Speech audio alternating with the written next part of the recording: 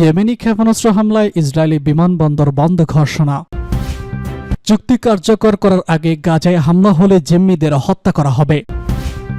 বাংলাদেশে ঢুকে গাছ কাটল ভারতীয়রা, চাঁপাইনবাবগঞ্জ সীমান্তে উত্তেজনা। লেবানন থেকে দ্রুত ইসরায়েল সেনা প্রত্যাহারের আহ্বান জাতিসংঘের। ট্রাম্প শুল্ক আরোপ করলে পাল্টা জবাব দেবে কানাডা।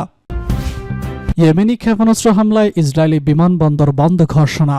ইহুদিবাদী ইসরায়েলের ভূখণ্ড লক্ষ্য করে ব্যালিস্টিক ক্ষেপণাস্ত্র নিক্ষেপ করেছে ইয়েমেনের হুতি যোদ্ধারা। হামলার পর রাজধানী তেল আবিব সহ ইসরায়েলের বিস্তীর্ণ এলাকা জুড়ে সাইরেন বাজতে শোনা গেছে। ইসরায়েলি গণমাধ্যম জানিয়েছে, শনিবারের হামলার মধ্য দিয়ে চলতি সপ্তাহে ইহুদিবাদী বিদ্রোহীরা চতুর্থ দফা ক্ষেপণাস্ত্র হামলা নিক্ষেপ করেছে। টাইম অব ইসরায়েলের খবরে বলা হয়েছে, হামলার পর তেল আবিবের বেনগুয়েন বিমানবন্দরের সব ফ্লাইট সামরিকভাবে স্থগিত করা হয়েছে। তবে হামলার কোনো হতাহত বা বড় ধরনের ক্ষয়ক্ষতির খবর পাওয়া যায়নি। এদিকে ইসরায়েলের প্রতিরক্ষা বাহিনী এক বিবৃতিতে জানিয়েছে, তারা শনিবার সকালে ইয়েমেন থেকে ছড়া একটি ব্যালিস্টিক ক্ষেপণাস্ত্র সফলভাবে প্রতিহত করেছে, যা গত সপ্তাহে ইহুদিবাদী বিদ্রোহীদের চতুর্থ আক্রমণ। বিবৃতিতে দাবি করা হয়, ইয়েমেন থেকে ছোড়া ক্ষেপণাস্ত্র আকাশে থাকতেই ধ্বংস করা হয়েছে, তবে মানুষকে সতর্ক করার জন্য সাইরেন বাজানো হয়েছে। ইসরায়েলি টেলিভিশন চ্যানেল 12 জানিয়েছে, এই হামলার ফলে অধিকৃত কেন্দ্রীয় অঞ্চলে আতঙ্ক ছড়িয়ে পড়েছে এবং মানুষজন আশ্রয়কেন্দ্রের দিকে পালানোর সময় বেশ কয়েকজন হতাহত হয়েছেন। সামাজিক মাধ্যমে ছড়িয়ে পড়া একটি ভিডিওতে দেখা যায়, ক্ষেপণাস্ত্র হামলার পর সাইরেন বাজছে এবং হাজার হাজার মানুষ বোমা শেল্টারের দিকে ছুটছে।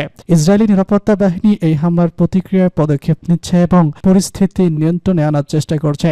এদিকে ইয়েমেনের হুতি এখনও আনুষ্ঠানিকভাবে ক্ষেপণাস্ত্র নিক্ষেপের বিষয়টি নিশ্চিত করেনি। তবে শুক্রবার হুতি ঘোষণা করে তারা মধ্য ও দক্ষিণ ইসরায়েলের লক্ষ্যবস্তুতে ক্ষেপণাস্ত্র হামলা করেছে। পাশাপাশি লোহিত সাগরে একটি মার্কিন বিমানবাহী রণতরীতে আঘাত করেছে। চুক্তি কার্যকর করার আগে গাজায় হামলা হলে জিম্মিদের হত্যা করা হবে। যুদ্ধবিরতিতে উভয় পক্ষ সম্মত হয়েছে এমন ঘোষণা আসার পরও গাজায় নির্বিচারে হামলা অব্যাহত রেখেছে ইসরায়েল। বুধবার এই ঘোষণা আসার পর ইসরায়েলি বাহিনীর হামলায় ৭৩ জন নিহত হয়েছেন। অন্য সূত্র বলছে এই সংখ্যা আরও বেশি হতে পারে। কাতার ও ইসরায়েলি কর্তৃপক্ষ জানিয়েছে, যুদ্ধবিরতি আগামীকাল রোববার সকাল 8:30টায় কার্যকর হবে। মনে করা হচ্ছে, যুদ্ধবিরতি কার্যকর হওয়ার কয়েক ঘন্টা আগে ফিলিস্তিনে হামলার মাত্রা বাড়াতে পারে ইসরায়েল। এমন আবহে ইসরায়েলকে সতর্ক করেছে ফিলিস্তিনি ইসলামিক জিহাদ। ফিলিস্তিনি ইসলামিক জিহাদ হুঁশিয়ারি দিয়েছে, গাজার উপর ইসরায়েলি হামলা অব্যাহত থাকলে তারা মুক্তির পক্ষকালে থাকা জিম্মিদের হত্যা করতে পারে। পিআইজি এর সামরিক শাখার মুখপাত্র আবু হামজা বলেছেন, যদি যুদ্ধবিরতি কার্যকরের কয়েক ঘন্টা আগে ইসরায়েলি বাহিনী তাদের হামলা আরও বাড়ায়, তবে এটি তাদের শিশুদের মৃত্যুর কারণ হতে পারে। ইসলামী জিহাদে জানিয়েছে, হামাসের পাশাপাশি তারাও ইসরায়েলি জিম্মিদের আটক রেখেছে। স্থানীয় সূত্রগুলো জানিয়েছে, গত কয়েকদিনে হামলায় বহু সাধারণ মানুষ প্রাণ হারিয়েছেন এবং অগণিত পরিবার বাস্তুচ্যুত হয়েছে। যুদ্ধবিরতির আগে এই ধরনের হামলার ফলে আরও মানবিক বিপর্যয়ের আশঙ্কা করা হচ্ছে। অপরদিকে জিম্মিদের পরিবারের সদস্যরা ইসরায়েলি কর্তৃপক্ষের কাছে হামলা বন্ধ করার আহ্বান জানিয়েছেন। তারা মনে করেন, এই ধরনের আক্রমণ জিম্মিদের জীবনের জন্য চরম ঝুঁকি সৃষ্টি করেছে এবং আলোচনার পরিবেশ আরও জটিল করে তুলছে।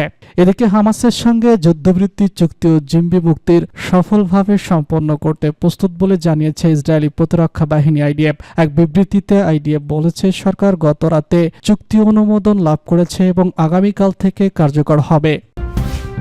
বাংলাদেশে ঢুকে গাছ কাটল ভারতীয়রা, চাঁপাইনবাবগঞ্জ সীমান্তে উত্তেজনা। চাঁপাইনবাবগঞ্জের চৌকার সীমান্তের সফল নষ্ট করাকে কেন্দ্র করে ভারতীয় নাগরিকদের হামলায় কয়েকজন বাংলাদেশি আহত হয়েছেন। আজ শনিবার শিবগঞ্জ উপজেলার মদনপুর ইউনিয়নের চৌকার সীমান্ত এলাকায় এই ঘটনা ঘটে। সীমান্ত বাসিন্দারা জানান, আজ দুপুরে সীমান্তে শূন্যরেখার পাশে বাংলাদেশের ভিতরের জমিতে গম কাটতে গিয়েছিলেন তারা। তখন বিএসএফ সহ ভারতীয় নাগরিকরা এসে তাদের বাধা দেন। এ সময় তারা বাংলাদেশের ভিতরের কয়েকটি আম গাছ কেটে নষ্ট করেন। এ নিয়ে বাংলাদেশ ও ভারতের নাগরিকদের মধ্যে পাল্টাপাল্টি ধাওয়া শুরু হয়।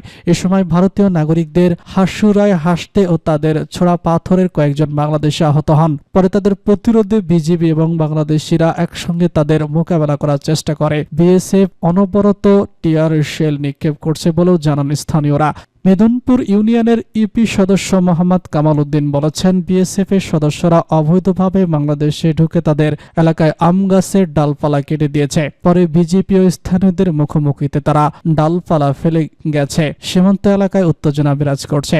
ভারতীয়দের হাসুরায় আঘাতে আহত মেদনপুর ইউনিয়নের কালীগঞ্জ নামটুমা এলাকায় কৃষক মোসাম্মেল হক বলেন, ৩ জন সহ মোট ৩ জন আহত হয়েছেন। অন্য 2 জনের মধ্যে শিবনাথপুর গ্রামের মোহাম্মদ রনি জাতীয়দের ছোড়া পাথরের আঘাতে মোহাম্মদ ফারুক হাসুর আঘাতে আহত হয়েছেন। বিজেপি জানিয়েছে, এই ঘটনার পর বিকাল 4টার দিকে বিজিবি ও বিএসএফ এর মধ্যে পতাকা বৈঠক অনুষ্ঠিত হয়। পতাকা বৈঠকে গাছ কাটায় বিষয়টিকে কেন্দ্র করে এই ঘটনায় ক্ষমা সুন্দর দৃষ্টিতে দেখেছে বলে বিএসএফ।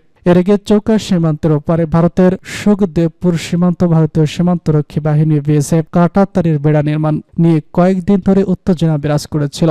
তখন চৌকা সীমান্তে বর্ডার গার্ড বাংলাদেশ ও বিএসএফ এর মধ্যে ব্যাটালিয়ন কমান্ডার পর্যায়ে পতাকা বৈঠক করেছিল। লেবানন থেকে দ্রুত ইসরায়েল সেনা প্রত্যাহারের আহ্বান জাতিসংঘের। লেবানন ও ইসরায়েলের মধ্যকার যুদ্ধবিরতিকে নাজুক ও ঝুঁকিপূর্ণ বলে উল্লেখ করেছেন জাতিসংঘের শান্তিরক্ষা কার্যক্রমের কমান্ডার সেক্রেটারি জেনারেল পিএমও। পাশাপাশি তিনি ইসরায়েলি সামরিক বাহিনীকে লেবানন থেকে দ্রুত সরে যাওয়ার আহ্বান জানিয়েছেন। শনিবার জাতিসংঘের নিরাপত্তা পরিষদে দেওয়া ভাষণে লাউড বলেন, লেবানন এবং ইসরায়েলের মধ্যে সংঘর্ষের সমাপ্তির জন্য একটি যুদ্ধবিরতি চুক্তি করা হয়েছে, যদিও এটি এখনও নাজুক ও ঝুঁকিপূর্ণ অবস্থায় রয়েছে, কারণ সেখানে সংঘর্ষ এখনও বহাল রয়েছে।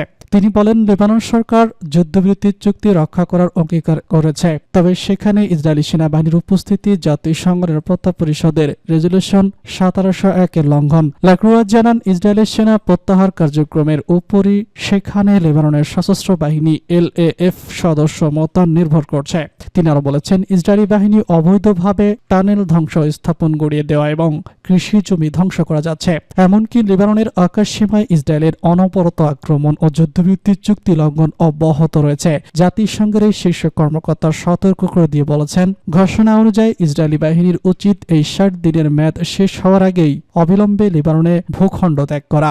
লেখোয়া এ বিষয়ে জাতিসংঘের ইউনিসেফের কর্মীরা এখনও বাংকারে আশ্রয় নিতে বাধ্য হয়েছে বলেও উল্লেখ করেন। তিনি আরো বলেন, অপারেশনের এলাকায় বিস্ফোরক বস্তু ইসরায়েলি সেনাদের সড়ক অবরোধ এবং স্থানীয় কাজে হস্তক্ষেপ তাদের কার্যক্রমকে ব্যবহার করছে।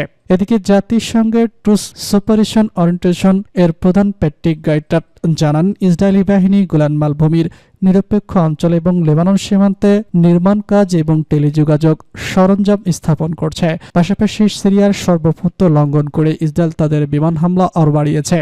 গার্ডস বলেছেন, ইসরায়েলের এমন কার্যক্রম জাতিসংঘের 1974 সালের চুক্তি স্পষ্ট লঙ্ঘন। জাতিসংঘ এবং আরব দেশগুলোর তীব্র নিন্দার মুখেও ইসরায়েলি বাহিনী সিরিয়া এবং লেবাননে তাদের অবস্থানকে স্থায়ীভাবে করলেও ভবিষ্যতের জন্য প্রভাব বিস্তার অব্যাহত রাখার ইঙ্গিত দিয়েছে। জাতিসংঘের পক্ষ থেকে জোর করে দেওয়া বলা হয়েছে যে শান্তিরক্ষা যেন তাদের নির্ধারিত কাজ বিঘ্নিয়ে চালিয়ে যেতে পারে। ট্রাম্প শুল্ক আরোপ করলে পাল্টা জবাব দেবে কানাডা। কানাডার পণ্যের উপর শুল্ক বৃদ্ধি করলে তার পাল্টা জবাব দেওয়া হবে, শুক্রবার এমন মন্তব্য করেছেন কানাডার পররাষ্ট্রমন্ত্রী। এছাড়া কানাডা ও যুক্তরাজ্যের মধ্যে সম্ভাব্য বাণিজ্য যুদ্ধ শুরু হতে পারে বলে আশঙ্কা করেছেন তিনি, যা কয়েক যুগের মধ্যে সবথেকে বৃহৎ কানাডা যুক্তরাষ্ট্র বাণিজ্য যুদ্ধ বলে ধারণা করছেন মেলেনি। এ প্রসঙ্গে ওয়াশিংটনে এক সংবাদ সম্মেলনে তিনি বলেছেন, আমরা সর্বোচ্চ চাপ নিতে প্রস্তুত। তিনি আরো বলেছেন, ট্রাম্প যদি অতিরিক্ত শুল্ক আরোপের সিদ্ধান্ত অটল থাকেন, সেক্ষেত্রে কানাডার কাছেও বিকল্প আছে। সরকারি সূত্র থেকে পাওয়া তথ্যের ভিত্তিতে বার্তা সংস্থা এপি জানায়, যুক্তরাষ্ট্রের পণ্যের উপর শুল্ক আরোপের চিন্তা করছে অকরা, তবে তা কানাডার ভোগ্যপণ্য ও চাকরির বাজারের উপর প্রভাব ফেলবে। এর ফলে যুক্তরাষ্ট্রের মালিকাধীন সেসব বস্তু চাকরি আছে না হুমকির মুখে পড়বে। এছাড়া দাম বৃদ্ধি পাবে কানাডার ব্যবহৃত যুক্তরাষ্ট্রের পণ্যের। দাম বৃদ্ধি পেতে পারে ইস্পাত, টয়লেট ও সিঙ্ক, কাচের তৈরি জিনিস ও কমলার শরবতের মতো পণ্যের। এতে হুমকির মুখে পড়বে দুই দেশের সম্মিলিত নিরাপত্তা। এছাড়া এর প্রভাবে পুরো মহাদেশ জুড়ে জিনিসপত্রের দাম বৃদ্ধি পাবে। মেলানি আরো বলেছেন, ট্রাম্প যে হারে শুল্ক আরোপ করছেন তাতে ভবিষ্যতে যুক্তরাষ্ট্র ট্রাম্প শুল্কের মাধ্যমে নিষ্পেষিত হবে।